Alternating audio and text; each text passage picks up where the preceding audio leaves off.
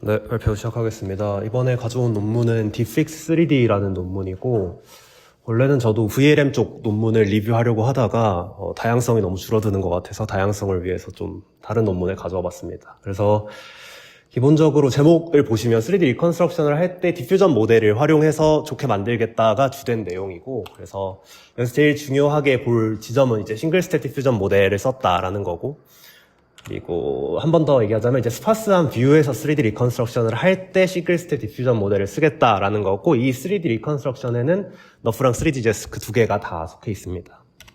그래서 발표는 저자 소개하고, 그리고 인트로덕션이랑 릴레이티드 웍은 어쨌든 그 논문이 처음 쓰여질 때 기준으로 쓰여진 인트로덕션과 릴레이티드 웍인데, 그 논문이 나온 뒤에 계속 이제 그거 관련된 논문을 찾아봤고, 관련된 논문들을 찾아보면서 이게 좀 더 릴레이티드 웍에 가깝겠다 한 것들이랑 인트로덕션도 조금 처음 들으시는 분도 이해할 수 쉽게끔 제가 따로 만들어 봤습니다. 그래서 그 순서대로 할 거고, 이 논문은, 이 Dfix 3D 논문은 엔비디아 스파이셜 인텔리전스 랩에서 나왔고, 캐나다에 있는 랩이고, 제일 유명한 거는 코스모스를 개발한 팀입니다. 그리고 최근에 이제 3D GUT나 3D GRT 같은 3DGS 쪽에 되게 관심이 많은 팀이고, 그리고 이번에 Dfix 3D 플러스는 이 CVPR, 2025년 CVPR 오랄에서 발표된 베스트 페이퍼 어워즈 캔디데이트 된 논문입니다.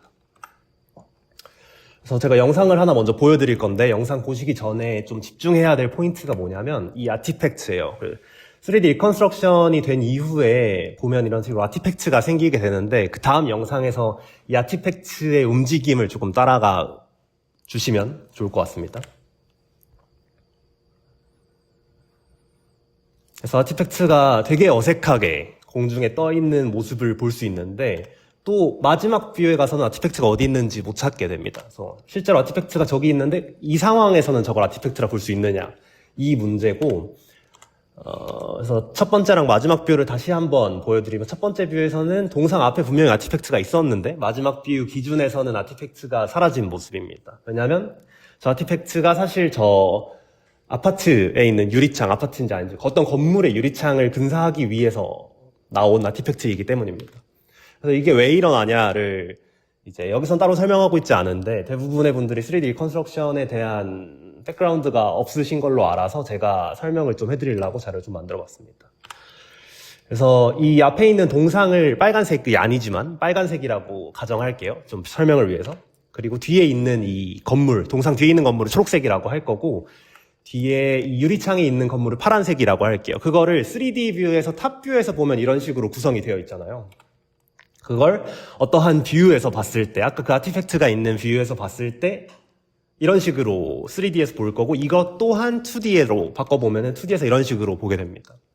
그래서 아티팩트가 실제로는 저 빨간색 동상 앞에 있었잖아요. 이게 왜 생기느냐에 대해서 보려면 이제 그 카메라 뷰에서 직선을 그어보면 됩니다. 직선을 그어보면 실제로 저 아티팩트가 건물에 속해 있던, 아니면 건물이 아닌 이 레이 중간에 어디에 있던 간에 3D를 2D로 프로젝션 했을 때는 그 위치 상관없이 그냥 직선 위에 있으면 다 똑같이 보입니다. 그래서 실제로 이 하나의 뷰에서 3D 리컨스트럭션을 할 때는 저 파란색 구름이 동상 앞에 있던, 아니면 카메라 바로 앞에 있던, 아니면 실제 3D처럼 아파트에 건물에 붙어 있던 상관이 없는 겁니다. 그래서 실제로는 이렇게 어디든지 어디에 있던 간에 저거는 이 제대로 리컨스트럭션 된 뷰, 그러니까 트레이닝한 뷰에서 봤을 때는 사실 이 5개 위치 어디에 있던 간에, 이 5개 사이에 있던 어디에 있던 간에 이 라인 위에만 있으면 틀리지 않은 겁니다. 그래서 이 아티팩트를 기준으로 그러면 이걸 어떻게 없앨 수 있느냐라고 했을 때는 새로운 뷰가 있으면 됩니다. 새로운 뷰가 있게 되면은 이 새로운 분홍색 뷰에서 저 아티팩트를 바라보면, 실제로 레이를 쭉 그어보면은 빨간색이 보여야 되는데 아티팩트 파란색이 있네? 그러면은 이 포토메트릭 로스, 그러니까 이미지와 이미지 간의 차이를 로스로 해서 없앨 수 있게 됩니다.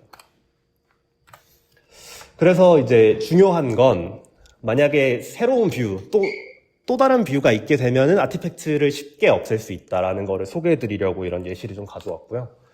그래서 새로운 뷰를 만든다라는 거를 얘기했을 때 사실 요즘에 가장 쉬운 접근 방법은 제너레이티브 모델을 쓰는 거죠.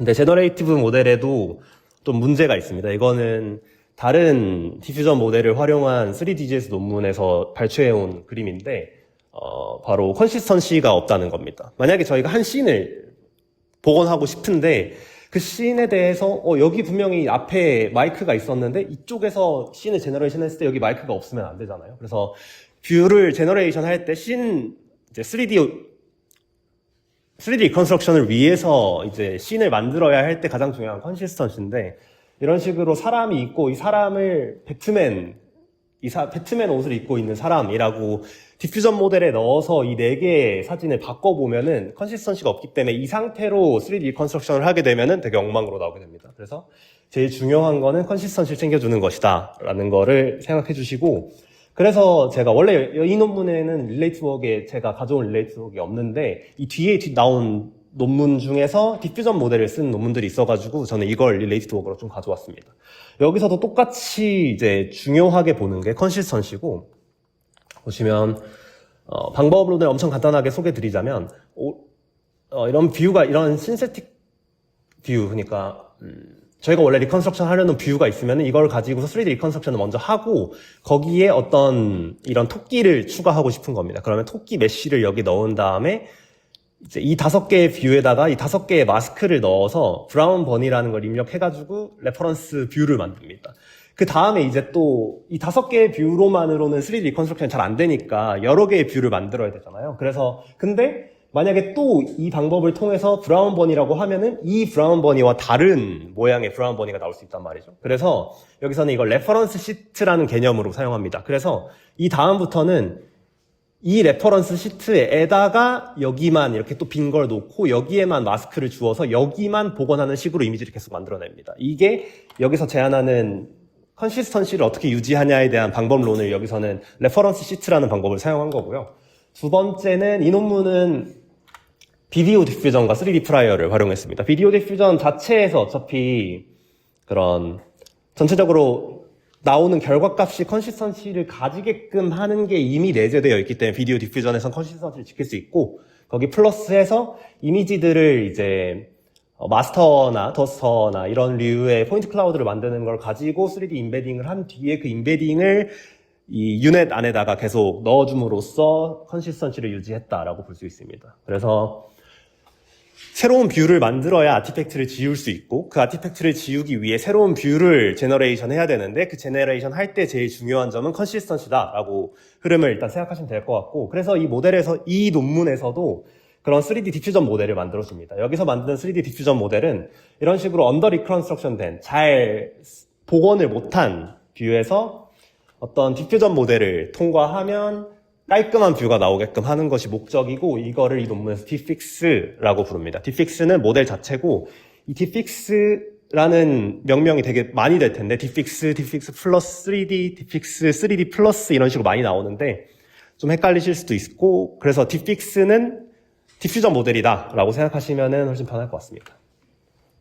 그래서 이 디픽스 모델을 만든 뒤에 어떻게 할 것이냐라고 하면 이제 디픽스 3D와 디픽스 3D 플러스 이렇게를 만들 건데 디픽스 3D는 이 디픽스를 활용해서 어떻게 3D 리컨스트럭션 더 잘할 것인가에 대한 모델 그 파이프라인 자체를 디픽스 3D라고 부르는 거고 디픽스 3D 플러스는 이 디퓨전 모델을 활용해서 이제 인퍼런스 할 때 실제로 저희가 뷰 렌더링을 할 때 실시간으로 저 모델이 돌아가면서 조금 더 깔끔하게 보여주는 역할을 하게 됩니다. 그래서 최종적으로 결과는 이런 식으로 나오게 됩니다. 저 왼쪽이 hour스고요. 이런 식으로 깔끔하게 내가 보지 않은 뷰에서는 원래 리컨스트럭션이 잘 안 돼야 되는데 잘 되는 모습을 볼 수 있습니다. 여기에 대한 학습 뷰가 없음에도 그런 식으로 되는 걸 볼 수 있습니다. 보시면은 이 오른쪽만 잘 안 되어 있잖아요. 그 이유가 이쪽 뷰에서 봤을 때 이 동상 뒤쪽, 오른쪽 뒤쪽은 사실 카메라 데이터가 없습니다. 그래서 이런 식으로 막 흩어져 보여도 사실 이 왼쪽, 동상 왼쪽에서 봤을 때는 문제가 없는 거죠. 그래서 이 오른쪽만 이런 식으로 이상하게 나 있는데 이 디픽스 모델을 활용해서 하면은 여기도 깔끔하게 나온다. 가 이제 플리미나이스랑 릴레이티드 워크랑 오버뷰까지 한번 설명을 드렸습니다. 그래서 다음에는 논문을 이제 메소드 부분을 설명드릴 건데 첫 번째 디픽스 먼저 소개드리겠습니다.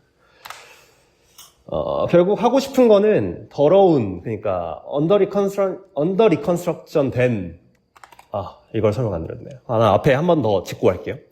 저 밑에 이제 언더 컨스트레인트 리전이라고 되어 있는데 왜 이걸 언더 컨스트레인트라고 하냐면 아까 말한 것처럼 하나의 뷰에서 봤을 때는 이 한 직선 안에 어디에 있던 상관이 없는 거예요. 그러니까 컨스트레인트가 없는 거죠. 이 뷰 입장에서. 그래서 다른 뷰에서 봤을 때는 이제 이 한 레이가 아닌 직선 두 개가 만나서 한 점이 생기잖아요. 그 점은 이래야 된다라고 컨스트레인트를 주기 때문에 이게 없는 뷰들에 대해서는 언더 컨스트레인트 리전이라고 얘기를 하는 겁니다.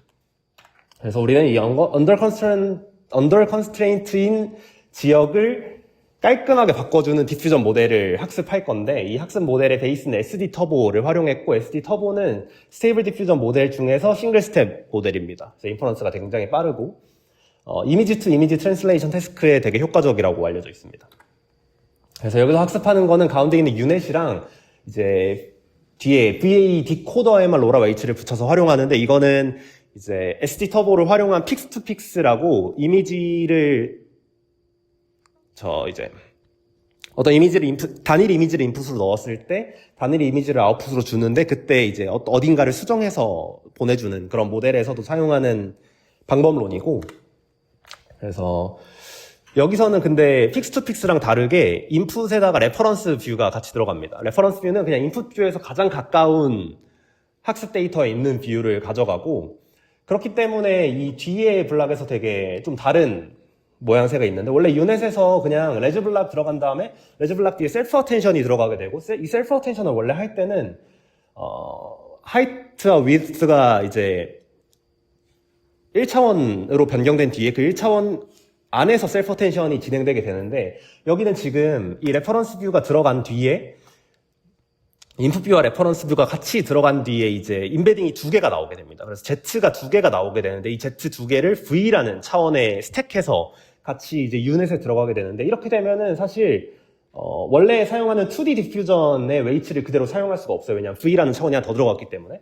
그래서 여기서는 이 V라는 하나의 차원을 낮춰주고 그러니까 2D 디퓨전 웨이츠를 그대로 사용할 수 있으면서 이 레퍼런스 뷰라는 이름에 걸맞게 레퍼런스로 활용할 수 있게끔 하나 트릭을 쓰는데 그 트릭이 이제 레퍼런스 믹싱 레이어입니다. 원래는 그러니까 하이트과 위드를 기준으로 이제 패치 토큰들을 쭉 나열한 뒤에 이 패치 토큰들끼리 셀프 어텐션을 진행하게 되는데 그렇게 하면 2D 이 V 차원을 사용하지 못하니까 V랑 H랑 W를 하나의 차원으로 묶은 다음에 1차원으로 변환한 다음에 그 1차원으로 변환한 뒤에 셀프 어텐션을 하게 되면은 인풋 뷰와 레퍼런스 뷰가 함께 셀프 어텐션을 하게 됩니다. 이런 방식으로 구성이 되어 있고 이 셀프 어텐션이 끝난 뒤에는 다시 그 V 차원을 또 나눠서 마지막으로 아웃풋에 나올 때는 이런 식으로 인풋이 디퓨전된 값과 레퍼런스 뷰가 디퓨전된 값이 나오는데 사실 실제로 저희는 이제 레퍼런스 뷰가 어떻게 바뀌었는지는 중요하지 않잖아요. 레퍼런스 뷰는 정답이니까. 그래서 마지막에 사용할 때는 이 레퍼런스 뷰는 안 쓰는 방식으로 진행이 됩니다. 이 디자인이 뭐가 좋은가라고 하면 아까 처음에 말씀드린 것처럼 오리지널 2D 셀프 어텐션 웨이츠를 그대로 사용할 수 있다. SD 터보의 프리트레인드된 웨이츠를 그대로 쓸 수 있다라는 장점이 있고 두 번째는 이제 레퍼런스 뷰로부터 정답 뷰로부터 키 인포메이션을 가져올 수 있다라는 거고 제가 생각할 때 이 부분이 여기서 말하는 컨시스턴시라고 생각을 합니다. 그래서 로스는 이제 리컨스트럭션 로스는 간단하게 그냥 L2 에러고요. 이미지 간에. 그러니까 아웃풋 깔끔하게 나오는 아웃풋 간에 이제 L2 에러 그리고 LPIPS는 이런 3D 리컨스트럭션 부분에서 굉장히 많이 쓰이는 로스인데 이제 이미지를 VGG 넷에 넣었을 때 나오는 피처 간의 에러라고 보시면 될 것 같습니다. 그리고 여기서도 아까 설명해주신 그람 매트릭스가 나오는데 여기서 그람 매트릭스를 사용할 때 그냥 원본 이미지에 대한 그람 매트릭스가 아니라 VGG16을 통해서 나온 값의 그람 매트릭스를 활용합니다. 그리고 이제 노이즈 레벨이 들어가게 돼요. 왜냐면 SD 터보 모델을 베이스로 썼기 때문에 이제 SD 터보라는 스테이블 디퓨전류의 모델에는 하이퍼 파라미터로 타우 값이 들어가게 되는데 타우 값을 최적으로 찾아봤을 때 타우가 200일 때가 제일 좋았다라는 겁니다. 그래서 타우가 너무 심하면 너무 뭉개져 있고 그러니까 원본을 너무 잘 복원하지 못하고 그렇다고 노이즈 레벨이 너무 낮으면은 하이 프리퀀시가 너무 도드라져서 성능이 잘 안 나온다. 라는 겁니다. 그래서 타우를 200 정도로 했을 때가 제일 괜찮았다라고 얘기를 하고 있고 그렇다면 문제가 이제 오케이 그건 알겠다 이건데 저희가 로스를 계산하려면 아웃풋에서 나온 이미지와 아웃풋 GT와 비교를 해서 해야 되는데 사실 인풋이랑 GT랑 완전히 다른 이미지이기 때문에 저희가 이걸 학습하기 위해서는 이런 언더 리컨스트럭션 된 이미지와 그 뷰에서 GT인 값 이 두 개를 가지고 있어야 되는 겁니다. 그래서 이 논문에서는 이 클린한 그라운드 트루스 이미지와 노블 신세시스를 할 때 티피컬하게 많이 일어나는 아티팩트의 이미지 페어를 어떻게 만들 것인가, 어디서 가져올 것인가, 어디서 가져와서 학습해야 되는데 그런 데이터셋이 있을 리 없으니 이거를 만들어야겠다가 두 번째 내용이고, 그래서 데이터 큐레이션 부분이 따로 들어있습니다. 이게 조금 불편하실 수 있겠는데 원래 첫 번째부터 하고 싶었는데 두 번째를 얘기해야 다른 걸 얘기할 수 있어가지고 두 번째를 먼저 소개드리면, 첫 번째는 이제 DL3DV라는 이제 3D 리컨스트럭션에서 많이 쓰이는 데이터셋인데 엄청 많은 다양한 지역에서 되게 긴 트라젝토리를 가진 데이터셋이어서 여기서는 엄청 긴 트라젝토리에서 몇 개를 샘플로 선택해가지고 그걸로만 학습한 뒤에 GT뷰에서 바라보는 차이를 가지고서 이런 식으로 나옵니다. 그래서 클린 뷰가 GT라고 생각하시면 될 것 같고, 크롭티드 뷰가 이제 그 중에 샘플된 데이터만을 이용해서 학습했기 때문에 좀 언더 리컨스트럭션이 됐겠죠. 그래서 그 뷰를 가지고 페어를 만들었고, 다른 데이터셋도 이렇게 하면 좋았을 텐데 다른 데이터셋에 사실 이런 DL3DV처럼 엄청 긴 궤적을 가진 게 없어요. 그래서 샘플링을 한다고 하더라도 너무 거리가 짧아서 예를 들어 막 5cm, 10cm 이래버리니까 별 차이가 없었어서 여러 방법으로 데이터를 만들게 됩니다. 첫 번째는 이 사이클릭 컨스트럭션이고, 이 사이클릭 컨스트럭션은 원래 궤적을 가지고 데이터셋을 만든 뒤에 이거를 수평으로 이제 1에서 6m 가량 옮겨요. 그리고 거기서 이 뷰를 바라보면 당연히 뷰가 엉망이 돼 있겠죠. 왜냐하면 학습하지 않은 뷰에서 바라봤으니까 언더 리컨스트레인트 된 리즌일 테니까 엉망으로 나올 텐데 그 뷰를 가지고서 다시 학습한 뒤에 다시 바라봤을 때 어떻게 나오는지를 가지고서 이런 클린 뷰와 코럽티드 뷰를 만들었고, 그래서 보면은 코럽티드 뷰가 이런 식으로 되게 엉망으로 나오게 되는데 그 이유는 실제로 정면에서 봤을 때는 이런 클린 뷰였지만 정면에서 본 거 2D로 3D를 복원했을 때 3D 형태가 완벽하지 않았고, 그렇기 때문에 이쪽에서 봤을 때, 측면에서 봤을 때 이상하게 보일 거고, 그 이상하게 보인 거로 다시 만들었기 때문에 이런 식으로 크롭티드 뷰가 나오게 됩니다. 두 번째는 크로스 레퍼런스라고 해서 이제 저희 회사 차량 같은 경우에도 이제 360도를 보기 위해서 카메라가 이렇게 5대가 다른 FOV를 가지고서 되어 있는데, 그런 식으로 되어 있는 세팅에서 예를 들어 정면 카메라만으로 3D 컨스트럭션을 한 뒤에 그걸 측면 카메라로 봤을 때 어떻게 보이는가에 대한 겁니다. 어차피 로깅은 측면 카메라랑 정면 카메라랑 다 같이 이제 타이밍을 맞춰서 했었기 때문에 GT 뷰는 가지고 있을 거고, 거기서 봤을 때 어떻게 보이냐를 코럽티드 뷰로 활용했습니다. 그리고 두 번째는 그냥 모델 언더피팅 시켰습니다. 그래서 원래 보통 일반적으로 3DGS 기준으로 돌리게 된다면 3만 fop 정도가 일반적인데 그걸 25%에서 75% 정도에서만 학습이 끝나게끔 해서 잘 리컨스트럭션이 안 됐을 때의 결과를 코럽티드 뷰라고 하고서 이 네 가지로부터 여러 데이터셋에서 가져와서 데이터셋을 만들었고, 그 만든 데이터셋을 활용해서 디퓨전 모델을 학습했습니다. 그리고 이제 디퓨전 모델인 딥픽스를 활용해서 3D 리컨스트럭션을 어떻게 좋게 할 것인가가 이 딥픽스 3D 옵티마이제이션인데, 아이디어는 되게 간단합니다. 그래서 첫 번째로 레퍼런스 뷰, 그러니까 트레이닝 뷰를 가지고서 먼저 학습을 해요. 트레이닝 뷰는 이쪽에서 바라보기 때문에 이쪽에서 바라보면 이상하게 보이겠죠. 그래서 지금 이쪽에서 바라봤을 때 되게 언더 컨스트럭션 된 모습을 볼 수 있는데, 이 언더 컨스트럭션 된 부분의 뷰를 이 주황색 뷰죠. 이 주황색 뷰에서 보면은 실제로 이렇게 되게 엉망으로 나오게 된단 말이죠. 이 엉망으로 나온 거를 딥픽스로 수정을 해줍니다. 그럼 이런 식으로 되게 깔끔하게 나오게 되고, 이 깔끔하게 된 거를 다시 학습 데이터로서 넣어줘서 수도 트레이닝 뷰로 넣어주는 거예요. 수도 트레이닝 뷰로 넣어서 다시 학습을 시키고, 그리고 조금 더 옮겨서 또 한 번 이렇게 반복하는 방식으로 해서 학습을 하게 됩니다. 그렇게 되면은 좀 더 이제 컨스트레인트를 줄 수 있기 때문에 3D 리컨스트럭션이 잘 된다라는 내용이고, 두 번째는 이제 딥픽스 3D 플러스는 아까 말씀드린 것처럼 이 딥픽스 3D를 통해서 나온 결과값을 렌더링해서 이제 저희가 인퍼런스 할 때 한 번 더 딥픽스 모델을 거치면 더 깔끔하게 나온다라는 내용입니다. 그래서 익스퍼리먼트를 보면 대부분이 사실 깔끔하답니다. 이게 PSNR이랑 심이랑 LPX 같은 것들이 요즘에는 크게 의미가 잘 없어졌어요. 3D 리컨스트럭션 분야가 좀 많이 발전되면서 점점 더 의미가 없어졌고, 그거에 대해서 좋은 예시가 이건데, 보시면 인풋과 이 타우 600, 400, 210을 비교했을 때 어떤 이미지랑 제일 가까워 보이냐라고 물어보면 저는 무조건 이 타우가 10이거든요. 뭐 예를 들어서 어떤 거랑 비슷하게 생각하면 되냐면 VA를 생각해보면 VA에서 어쨌든 어딘가를 샘플링해서 잘 가져오는 거고, 이 샘플링해서 잘 가져올 때 3D 리컨스트럭션 로스랑 그리고 이 분포 로스를 K의 다이버전스 텀이랑 그 두 개의 텀을 생각해보면 3D 리컨스트럭션 텀이 너무 크면 똑같이 나오고 그게 작으면은 이제 K의 다이버전스가 가깝게끔 나오게 되는 건데, 이런 사실 타우가 10이라는 거는 거의 원본과 비슷한 걸 가져오겠다라는 내용인데, 타우가 10일 때를 보면 사실 이미지랑 거의 비슷하거든요. 실제로 이런 희끄무리한 부분도 거의 비슷하고, 근데 이거는 확실히 원본과 비교해보면 되게 매트하게 되어 있는 걸 볼 수 있는데, 이 PSNR이랑 심값을 보면은 이게 좀 더 좋아요.